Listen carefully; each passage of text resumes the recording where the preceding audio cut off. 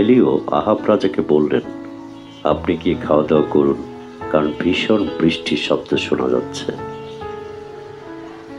এতে আহাব খাওয়া দাওয়া করতে গেলেন, কিন্তু এলিও গিয়ে কর্মিল পাহাড়ের উপরে উঠলেন। তিনি মাটিতে হাঁটু পেতে 2 হাঁটুর মধ্যে মুখ রাখলেন।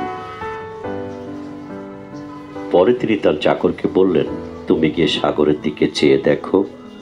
সে গিয়ে দেখে বলল, ওখানে কিছু নেই। 7 বার এলিও তাকে ফিরে গিয়ে দেখতে বললেন। 7ম বারে চাকরটি এসে বলল, মানুষের হাতের মতো ছোট একটা মেঘ সমুদ্র থেকে উঠছে।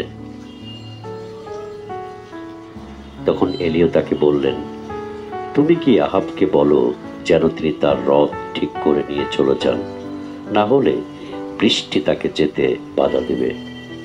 এর মধ্যে আকাশ মেঘে কালো হয়ে গেল, বাতাস উঠল এবং ভীষণ বৃষ্টি এসে গেল। কোথাও এক ফোঁটা বৃষ্টি নেই, বৃষ্টি পড়ছে না। মাঠ ঘাট শুকিয়ে কাঠ, কি করে ফসল হবে? রাজ্যে দুর্ভিক্ষ দেখা দিল, কষ্টে পড়ে গেল রাজ্যের মানুষ। এমন সময় এলিও পিতা ঈশ্বরের কাছে হাঁটু পাতলেন, বৃষ্টির জন্য প্রার্থনা করলেন। মহান ঈশ্বর এলিয়ের প্রার্থনা শুনলেন, রাজ্য জুড়ে বৃষ্টি দিলেন, মানুষের কষ্ট দূর হলো। আসুন আমরা আমাদের মহান ঈশ্বরের কাছে বৃষ্টির জন্য প্রার্থনা করি। দয়াময় ঈশ্বর বৃষ্টি দিয়ে আমাদের কষ্ট দূর করবেন। আমেন।